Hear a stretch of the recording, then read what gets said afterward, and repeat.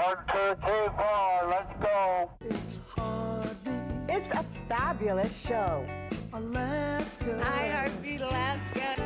It's Heartbeat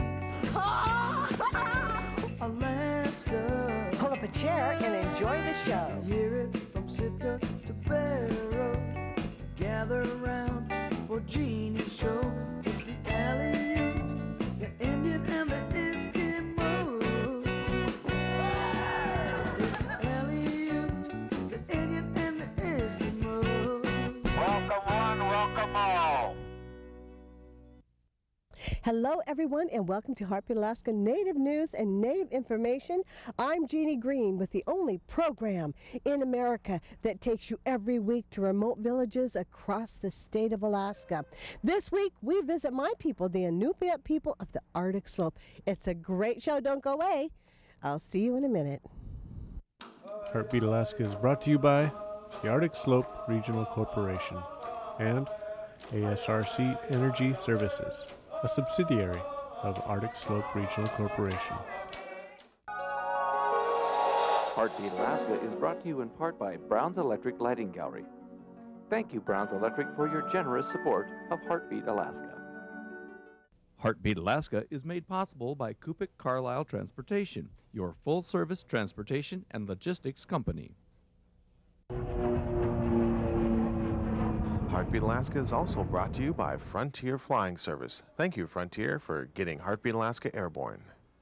It's the Aleut, the Indian and the Eskimo. It's the Aleut, the Indian and the Eskimo. Welcome one, welcome all. I have a personal, special soft spot in my heart for the Inupiat people of the North because they're my people. My grandfather, Tony Jewell, was born in Point Hope. He was a whaling captain amongst many other things, but he was a whaling captain. He was the last whaling captain in Point Lay to get whales many, many years ago.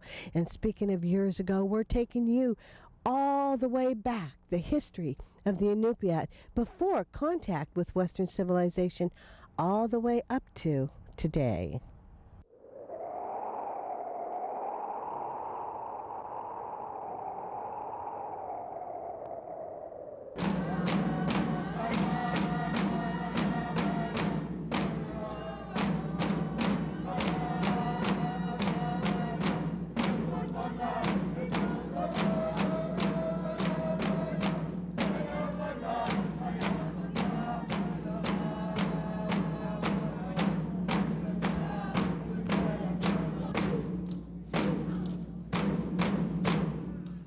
The history of the Inupiat people of the North Slope is brought to you by the Arctic Slope Regional Corporation.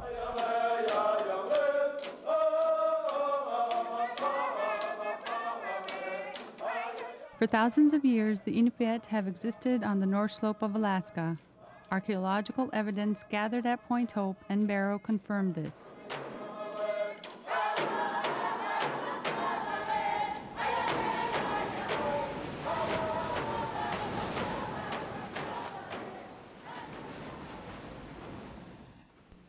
In 1826, English explorer Captain Frederick William Beechey set out to plot Alaska's North Slope. Along the way, he and others gave various North Slope villages English names after their crew members. Each village had an Inupiat name, but the pronouncing of the names were difficult for Captain Beechey and his crew.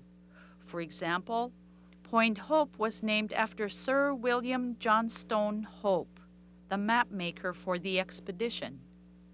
The Inupiat name for Point Hope is Tikirak. Translated into English, it means point of land. During the commercial whaling era, Jabbertown, a whaling camp, was established near Tikirak. Once there was almost 5,000 people living in Tikirak.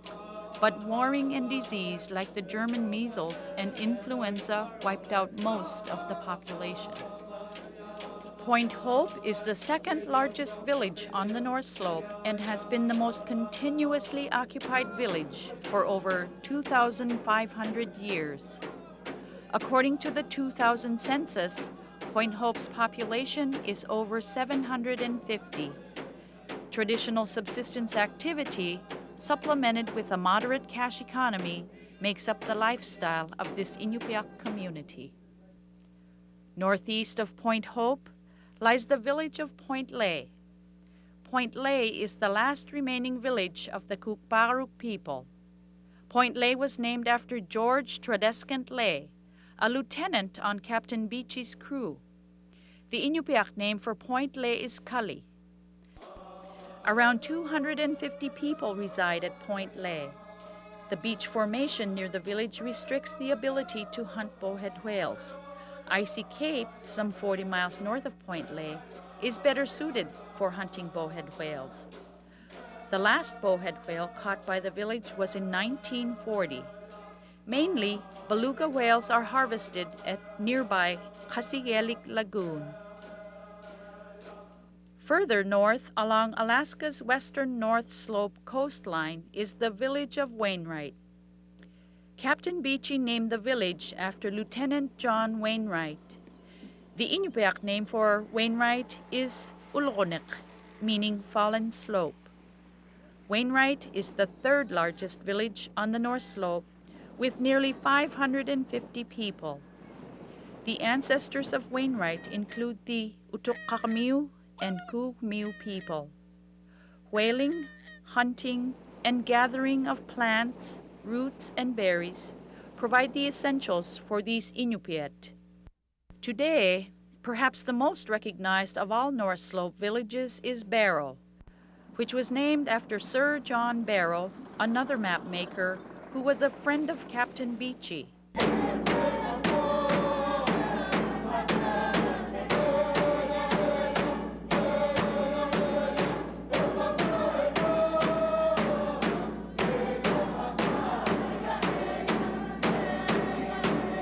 Barrow's Inupiat name is Ukpervik, which means place to hunt snowy owls. Home to over 4,500 people, Barrow is the hub of the North Slope and the business center of the region. In 1946, the United States Navy came to Barrow and began exploration on what was then called the Naval Petroleum Reserve No. 4. The Naval Arctic Research Laboratory, or NARL, was initially established to conduct seismological oil and gas work in the reserve. The lab also studied the animal and plant life of the region. Located in the Colville River Delta is Nuiqsut. Nuiqsut is surrounded by the Alpine oil field to the north, the Kukparuk oil field to the east, and the National Petroleum Reserve Alaska to the west. This region provides an abundance of subsistence resources to the Kukpigmute of Nuiqsut. Fish from the Colville River and caribou from the land are main staples of the Kukpigmute, and in the fall, crews from the village take part in the bowhead whale hunt. Today, Nuiqsut is home to nearly 450 people and has become a hub of recent activity since the Alpine oil field began production in late 2000. Kaktovik means place for seining. It is located 90 miles west of the Canadian border on the northern edge of the Arctic National Wildlife Refuge. One account as to how Kaktovik got its name talks about how a couple's only son was killed there. His parents found the body by seining. Another variant discusses how a man by the name of Pifsuk drowned in the lagoon east of Barrow Island. The people of Kaktovik recovered his body with a seining net. Kaktovik was a trading place for whalers and the Inupiat during the commercial whaling era and became known as Barrow Island. Today, this subsistence-based community of around 300 people continues the tradition of whaling and hunting. The debate on whether to open the Anwar coastal plain to exploration and development has brought national attention to this small Inupiat community that prides itself in living along and within the national refuge. Lieutenant Patrick Henry Ray, who was on an expedition to conduct weather and magnetic observations along with 9 other men, arrived in Barrow in 1881. Early in the spring of 1882, he traveled with 2 Inupiat families to obtain fresh meat and crossed what he named the Meade River, after Major General George G. Meade of the U.S. Army. In the 1950s and early 60s, coal was a source of heating and was hauled to Barrow by cat train. Along the Meade River sits the Inupiat village of Atkasuk. With a population of around 230, Atkasuk has the biggest town site on the north slope with over 27,000 acres.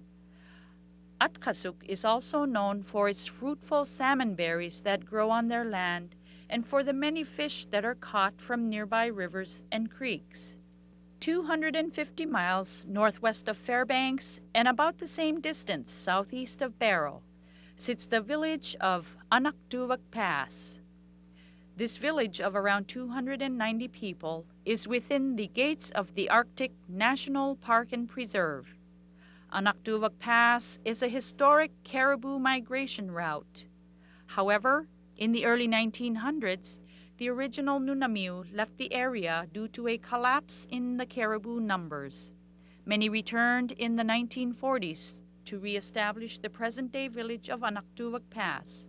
Sitting in the Brooks Range Mountains, Anaktuvuk Pass is a beautiful illustration of the true majesty of Arctic slope lands. Whaling is a valued tradition among the North Slope Inupiat. It provides not only meat and muktuk for residents, but also provides opportunities to gather and celebrate a way of life that remains as strong today as it did centuries ago.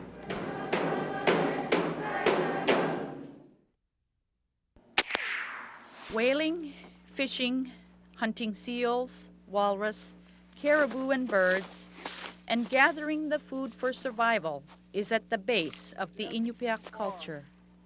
The Inupiat are highly skilled in making tools with stone, ivory, bone, wood, sinew, and metal, tools that are often used in the pursuit of game for subsistence. Here, you see an Inupiat using a bow drill, which was used to make tools. These artifacts were found in Barrow in the early 1980s. The purse is made from caribou skin sewn together with sinew. The button is made from ivory, which came from the tusks of the walrus. The snow goggles are made from driftwood and served as modern-day sunglasses. Bola stones tied together with sinew were used as duck slings. The cup is made of thin wood and is stitched with baleen. There are different types of fishing hooks. One is made of wood with an ivory hook, and the other is made of ivory with a metal hook. The hair comb is also made of ivory. The Inupiat make their clothing from animal skins. Caribou, wolverine, wolf, polar bear, and seal skins are made into clothing designed to protect them from the extremely frigid climate. For hunting and traveling, Inupiat people might wear pants made from polar bear, caribou, or sealskin.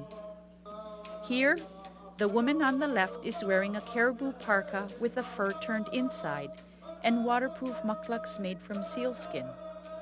The woman on the right is wearing a caribou parka with a fur turned outside. The man on the far left is wearing a caribou parka with a white snow shirt. On his feet are mukluks with sealskin soles that are worn with caribou skin liners and grass insoles. The woman next to him is wearing a caribou skin parka with a walrus tusk design and a wolverine fur ruff that serves as protection from the elements for the face.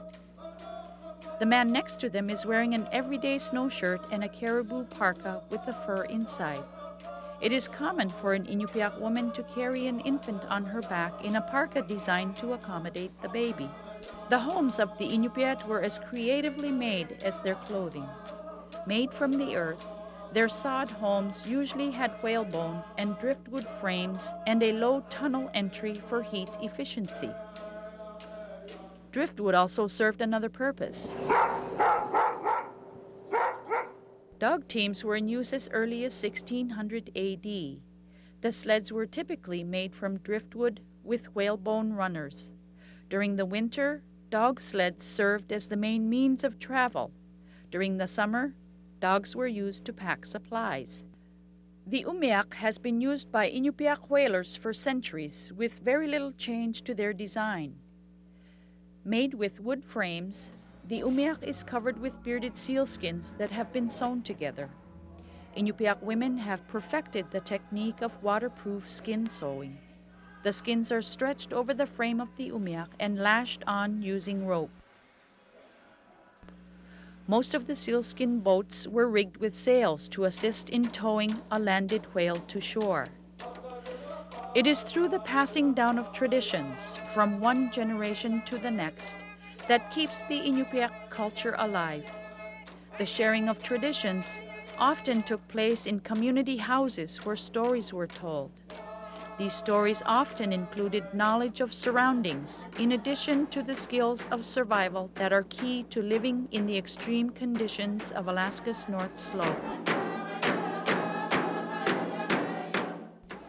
They were lessons learned by watching, listening, and performing. There were no blueprints or written directions because there was no written language. Before then, stories and legends were told by word of mouth. In 1946, Reverend Roy Amawak and Donald Webster began translating the New Testament from English into the Inupiat language, and so created the Inupiat orthography. In 1968, Reverend Amawak received an honorary doctorate of divinity from Whitworth College for his work in translating the New Testament. Corrections to accommodate a change in the orthography, an addition of chapter outlines took place in the 1990s with the help of Barrow elder Martha Aiken. Today, various aspects of the Inupiat culture and language have been documented and published in many books. These books are used in schools today. For centuries, the common belief was that the well-being of the Inupiat rested upon the spirits and the one person who could communicate with them, the shaman.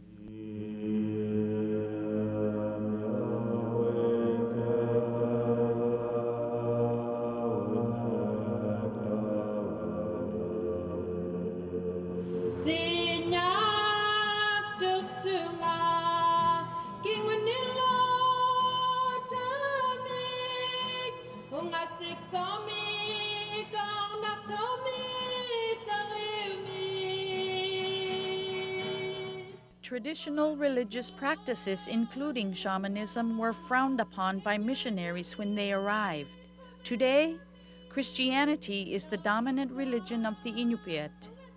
In the 1880s, a meeting took place between the Presbyterians, Baptists, Episcopalians, Methodists, Moravians, and the Congregationalists to decide which denomination would cover which area of Alaska. An agreement was reached through the efforts of Sheldon Jackson so that there would not be any competition among the denominations. The Russian Orthodox religion had already been established in parts of southwest and south-central Alaska. Today, there are many different denominations across the state with often more than one in each village. The first Presbyterian missionary to arrive in Barrow was Leander M. Stevenson in 1890. The seasonal transporting of supplies to Barrow via ship delayed the building of the mission church until later. Stevenson was a teacher as well as keeper of the refuge station for shipwrecked whalers. At that same time, John B. Driggs had gone to Point Hope, serving as an Episcopal missionary, doctor, and teacher to the Inupiat people. Both missionaries were not particularly successful obtaining conversion, but did perform some heroic medical practices while in Barrow and Point Hope.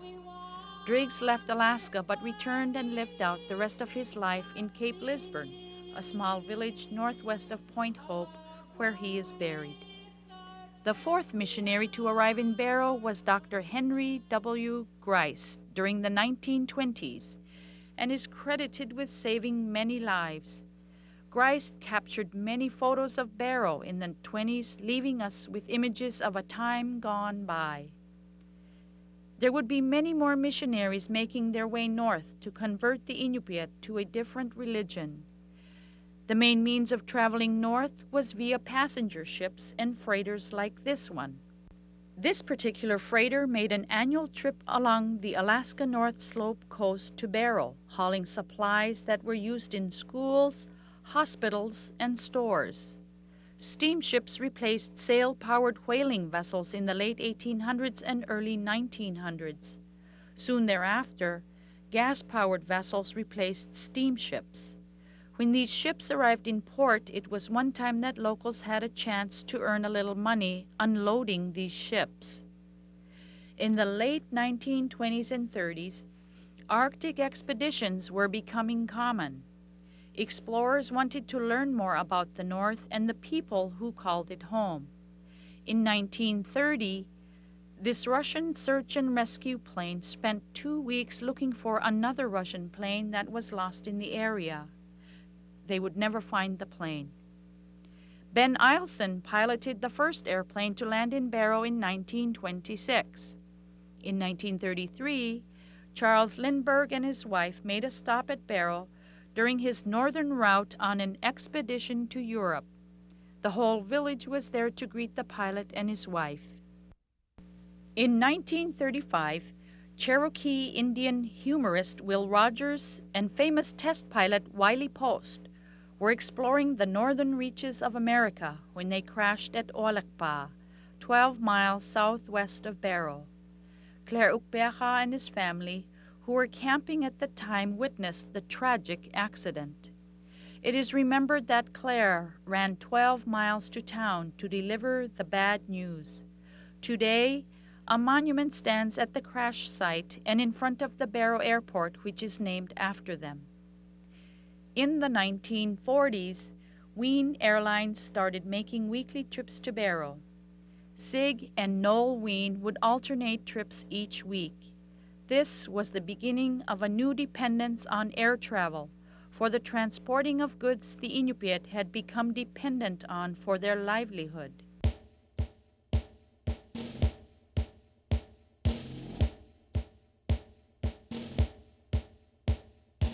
During World War II, the Inupiat were involved in defending our nation. Many of them enlisted in the Alaska Territorial Guard.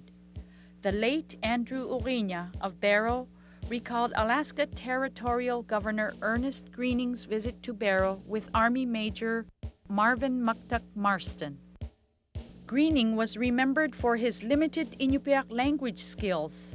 That was when we were first signing up for the Alaska Territorial Guard at the church, and he would say in our native tongue, Kuyanak, after we signed up. He would not say anything else. There was widespread church support for the Alaska Territorial Guard. Reverend Fred Clare Cooper of the Barrow Presbyterian Church recalled, "We were a strange-looking outfit at first. Tall men, short men, snow shirts of all colors and descriptions. The only distinguishing mark was the cobalt blue and gold stars insignia patch of the Alaska Territorial Guard, worn on the left shoulder. We were proud of those patches. But looks were not the whole story. There were not 110 men anywhere I would rather have anywhere in this area. This was home country to them, and rifles and knives were their stock in trade. On the target range, they were better than recruits anywhere." Eddie Hobson of Barrow, a whaling captain and the former president of the Arctic Slope Regional Corporation, had been a squad leader during the war with the Army's 208th Infantry. He and Bill Egan, who later became Alaska governor, had seen mop-up duty in the Aleutians. Eddie Hobson was picked to be one of 10 non-commissioned officers assigned to train Alaska Territorial Guard units. The late 1950s would be the beginning of a series of changes for the Inupiat. In 1959, Alaska gained statehood. For the indigenous people of Alaska, it became a time to fight for their lands, the same lands that were being granted to the new state of Alaska. The history of the Inupiat people of the North Slope is brought to you by the Arctic Slope Regional Corporation. I hope you enjoyed today's program. Heartbeat Alaska is brought to you from Jeannie Green Productions, located in Anchorage, Alaska. If you'd like us to visit your village, call 907-563-7440, and we'll do our best to get there. God bless every single one of you. We'll see you again next week.